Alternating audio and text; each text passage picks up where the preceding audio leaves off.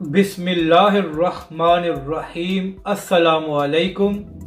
آپ دیکھ رہے ہیں یوٹیوب چینل عام سی باتیں۔ علامہ سعد حسین رضوی کا رانا ثناء اللہ کو جواب، اس ویڈیو میں ہم اسی کے متعلق بات کریں گے۔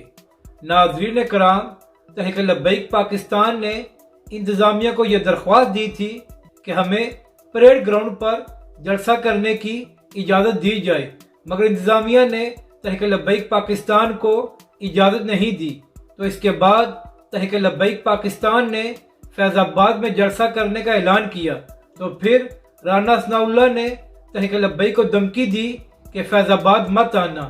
تو کل جب تحریک لبیک کے سربراہ علامہ سعد حسین رضوی فیض آباد میں لاکھوں کے اجتماع سے خطاب کر رہے تھے تو علامہ صاحب نے رانا ثناء اللہ کو مخاطب کرتے ہوئے کہا کہ آپ نے ہمیں پریڈ گراؤنڈ پر جلسہ کرنے کی اجازت نہیں دی۔